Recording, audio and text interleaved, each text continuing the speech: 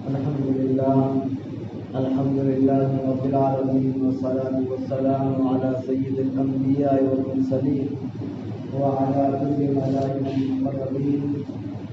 ونشهد أن لا إله إلا الله وحده لا شريك له، وأشهد أن محمدا عبده ورسوله. أما بعد، قال الله تبارك وتعالى في القرآن المجيد: أعوذ بالله من الشيطان الرجيم، بسم الله الرحمن الرحيم. قل إن كنتم تحبون الله فاتبعوني يحببكم الله ويغفر لكم ذنوبكم والله غفور رحيم. وقال النبي صلى الله عليه وسلم في الحديث المبارك: أصحابك النجوم بأيهم اقتديتم اهتديتم، أو كما قال عليه الصلاة والسلام. معزز سامعین کرام، عزیزان ملت، اللہ رب العزت نے ساری کائنات کو بنایا اور اس میں انسانوں کے ساتھ ساتھ نہ جانے کتنی مخلوقات کو انسانوں کے لیے پیدا کیا، اور انسان کو اشرف المخلوقات بنایا، ان کی راہ ہدایت کے لیے، اپنا راستہ دکھانے کے لیے، اپنا پیغام بتانے کے لیے، ان کی زندگی کے مقصد کو سمجھانے کے لیے اللہ رب العزت نے انبیاء کرام علیہ السلام کو دنیا میں وقتاً فوقتاً اپنے اپنے علاقے کے اعتبار سے، اپنی اپنی بستیوں کے اعتبار سے، اپنے اپنے خطوں کے اعتبار سے مقبول فرمایا۔ اخیر میں جناب محمد رسول اللہ صلی اللہ علیہ وسلم کو جب اس دنیا فانی میں مقبول فرمایا تو نبوت کا سلسلہ بالکل بند کر دیا کہ اب آپ کے بعد کوئی نبی نہیں آئے گا، آپ کے بعد کوئی اللہ کا پیغام لے کر نیا نہیں آئے گا، اب کوئی ایسا شخص نہیں آئے گا جس پہ جبریل علیہ السلام وحی لے کر کے آئے، اب کوئی ایسا شخص نہیں آئے گا جس کو اللہ رب العزت اپنا پیغام بھیجے۔ اللہ نے اس قرآن کو، اپنے پیغام کو، اپنے کلام کو، اپنے دین کو مکمل کر دیا، کامل کر دیا۔ اب اس کے آگے کسی بھی چیز کی ضرورت نہیں ہے۔ قیامت تک کے لیے اس کتاب کو، اپنے نبی کے طریقے کو، نبی کی سنت کو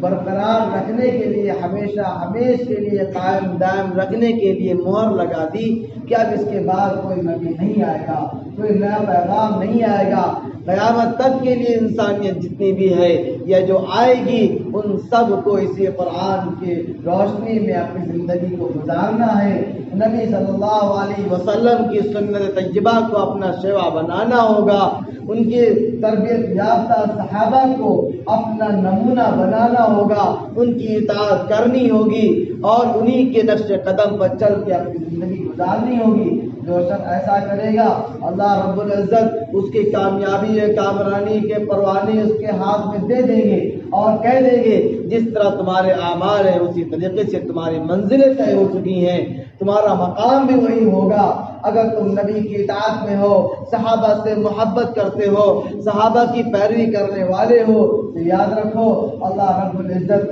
بھی تم سے محبت کرے گا، تمہاری چیزوں سے محبت کرے گا اور دنیا بھر میں اعلان کر دے گا کہ اے دنیا والو، اے اللہ کی مخلوق، اے فرشتوں، اے آسمان کی مخلوق، یاد رکھو کہ میں فلاں شخص سے محبت کرتا ہوں، میرا نبی فلاں شخص سے محبت کرتا ہے، میرے نبی کی اطاعت کرنے والا، میرے پیغام کو زندہ کرنے والا ہے، تو تم بھی اس سے محبت کرنے والے ہو جاؤ۔ اگر ہم اللہ اس کے رسول کی محبت میں اپنی زندگی کو صرف کریں گے تو اللہ رب العزت کا یہ اعلان ہمارے لیے ثابت آئے گا۔ یہ جو مبارک مہینہ ربیع الاول کا چل رہا ہے، اس میں اللہ کے نبی صلی اللہ علیہ وسلم کے بعثت ہوئی، لیکن اللہ کے نبی صلی اللہ علیہ وسلم ایک وقت مدت تک آئے، ایک وقت مقررہ تک کے لیے دنیا میں مبعوث ہوئے تھے، ایک انسانیت میں آئے، اپنا پیغام لے کر کے آئے، اللہ کا کلام لے کر کے آئے، ہمیشہ کے لیے نہیں آئے تھے۔ 12 ربیع الاول کو آپ صلی اللہ علیہ وسلم کی وفات ہوئی، آپ اس دنیا سے رخصت فرما گئے اور چلے گئے۔ کیا فرما گئے کہ میں تمہارے درمیان 2 چیزیں چھوڑ کر جا رہا ہوں، ہمیشہ اس کو پکڑے رہنا۔ ایک ہے قرآن مجید جو اللہ کی کتاب ہے، اللہ کا کلام ہے، اللہ کے پیغام آتا ہے اور تمہاری زندگی گزارنے کے سارے راستے اس کے اندر موجود ہے۔ زندگی کی ہر لمحے کی اور ہر گھڑی کی ہر پہلو کی باتیں سے موجود ہے۔ اگر تم اس میں غور کرو گے، اس میں ڈھونڈو گے، اس میں اپنے مقصد کو پہچانو گے اور اپنے مقصد کو پہچان کر اپنی زندگی کے راستے کو چنو گے تو تم کو ضرور نظر آئے گا۔ دوسرا یہ کہ ہماری سنت ہے، یعنی ہمارا طریقہ ہے، اگر تم اس کو اختیار کرو گے تو تم کبھی گمراہ نہیں ہو سکتے، تم کبھی ناکام نہیں ہو سکتے۔ اللہ کے نبی صلی اللہ علیہ وسلم کے صحابہ جن کو اللہ کے نبی صلی اللہ علیہ وسلم نے تربیت دی، ان کو سکھایا، ان کو پڑھایا، ان کو بتایا، اللہ کا پیغام ان کے دلوں میں سمجھایا کہ کس طریقے سے اللہ کا پیغام تمہاری زندگی میں نافذ ہو جائے، کس طریقے سے تم اللہ کے برگزیدہ بندے ہو جاؤ، کس طریقے سے تم قربانیاں دے کر کے اللہ کے قریب ہو جاؤ۔ یہ دنیا ایک فانی ہے، ختم ہو جانے والی ہے، ایک وقت مدت تک یہ باقی رہنے والی ہے، اس کے بعد تم کو زمین بوس کر دیا جائے گا۔ ایسے ہی ہمارے بھی وقت قریب آ جائے گا تو میں بھی اس دنیا سے رخصت ہو جاؤں گا، اللہ کا بلوا آ جائے گا۔ اللہ کے نبی صلی اللہ علیہ وسلم نے آخر میں فرما دیا کہ اب میرا وقت بالکل قریب آ چکا ہے، اب میرے جانے کا وقت آ چکا ہے۔ ایک مرتبہ معاذ بن جبل رضی اللہ تعالیٰ عنہ کو آپ صلی اللہ علیہ وسلم یمن کا گورنر بنا کر رخصت فرما رہے ہیں اور کہہ رہے ہیں کہ معاذ ہو سکتا ہے کہ جب تم پلٹ کر آؤ تو ہماری تم سے ملاقات نہ ہو، ہماری تم سے ملاقات نہ ہو۔ کہ اللہ کے نبی ہمیشہ کے لیے نہیں آئے تھے، وہ خاتم النبیین کی مہر لے کر کے آئے، ایک مدت تک اپنا پیغام لے کر کے آئے۔ اے ایمان والو، اے اللہ کو ماننے والو، اے اللہ کے رسول کو ماننے والو، سچی محبت اللہ اس کے رسول سے یہ ہے کہ تم اس کی اطاعت کرو۔ آیت پڑھے گی قل ان کنتم تحبون اللہ فاتبعونی، کہ اللہ فرماتا ہے کہ اگر تم چاہتے ہو کہ تم مجھ سے محبت کرنے لگو،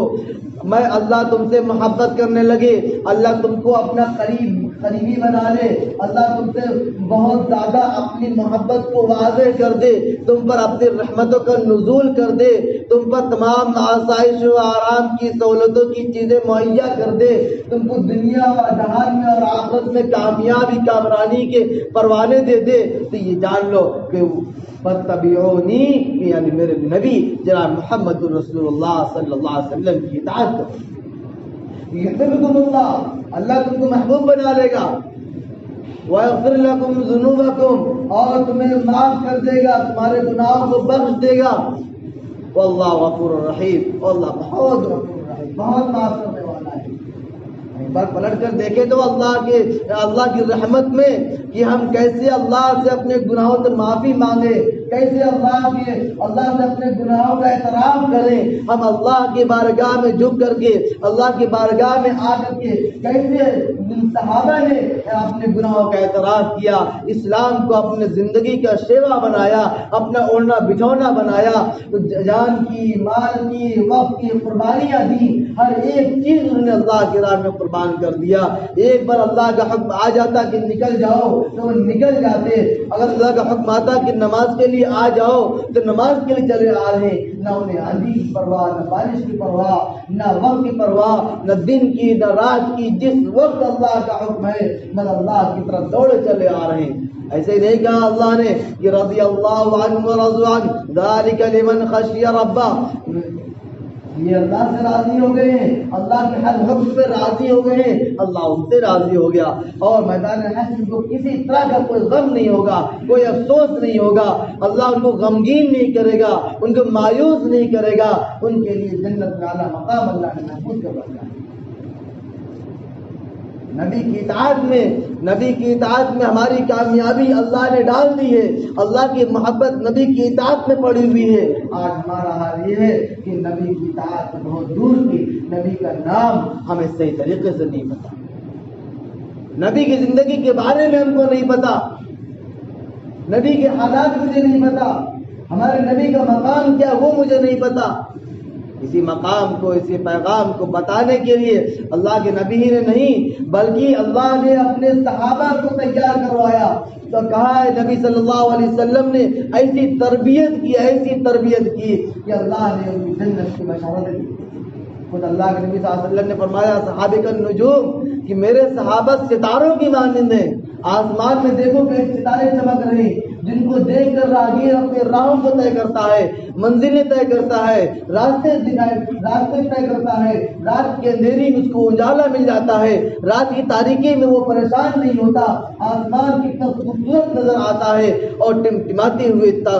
بلب کی طرح ساری دنیا کو جگمگا رہا ہے۔ یہ ستارے ایسے ہی نہیں ہیں، یہی ستارے آسمان والوں کے لیے ہمارے زمین پر صحابہ کی مانند ہے۔ ان ستاروں سے اللہ کے نبی صلی اللہ علیہ وسلم نے صحابہ کو تشبیہ دے دی۔ یہی نہیں کہ اس لیے تشبیہ دی کہ تم یاد رکھو ان صحابہ کے نقش قدم پر چل کے تم کامیاب ہو سکتے ہو، اور تمہارے لیے میری زندگی نمونہ ہے۔ لقد کان لکم فی رسول اللہ اسوۃ حسنہ، بالکل آئیڈیل ہے، یہی میری زندگی یا نبی کریم صلی اللہ علیہ وسلم کی سنت آئیڈیل ہے، لیکن اس پہ عمل صحابہ نے کر کے کیسے دکھایا اس کو دیکھو، ایک مثال دیکھو کیسے صحابہ نے اپنی جان کی قربانیاں دی، کیسے صحابہ نے اپنی مال کی قربانیاں دی۔ آج ہمارا حال یہ ہے کہ ہم صحابہ کو برا کر رہے ہیں، ہم صحابہ کے بارے میں طعن تشنیع کر رہے ہیں، ان کی طرف انگلیاں اٹھا رہے ہیں، کہیں ابوبکر صدیق کے بارے میں کہا جا رہا، کہیں عمر فاروق کے بارے میں کہا جا رہا، تو کہیں حضرت علی رضی اللہ تعالیٰ عنہ کے بارے میں کہا جا رہا، کہ امیر معاویہ رضی اللہ تعالیٰ عنہ کے بارے میں کہا جا رہا۔ کیوں کہا جا رہا ہے؟ اسی لیے کہ ہم کو علم نہیں ہے، ہم نے تاریخ کے نورات کو اٹھا کر دیکھا نہیں ہے۔ اللہ کے نبی صلی اللہ علیہ وسلم نے ان کو ستاروں کے مانند کہہ دیا، کسی ایک کی اقتدا کر لو کامیاب ہو جاؤ گے۔ ان کی پیروں کی دھول کے برابر بھی نہ ہمارے اعمال ہیں، نہ ہماری قربانیاں ہیں، نہ ہمارا جان مال وقت لگ رہا ہے۔ ہم صرف صحابہ کو جانتے بھی نہیں، صرف صحابہ کا نام سن لیا ہے کہ صحابہ تو وہ ہیں جن کا ذکر اللہ آسمان پہ کر رہا ہے، کہ قرآن نے فرمایا محمد الرسول اللہ والذین معه اشداء علی الکفار رحماء بینہم تراہم رکعا سجدا یبتغون فضلا من اللہ ورضوانا۔ یہ اللہ قرآن میں فرماتا ہے کہ محمد رسول اللہ تو اللہ کے رسول ہیں، لیکن وہ صحابہ جن میں سے ابوبکر صدیق ہیں کہ جو بہت زبردست صادق و امین ہیں،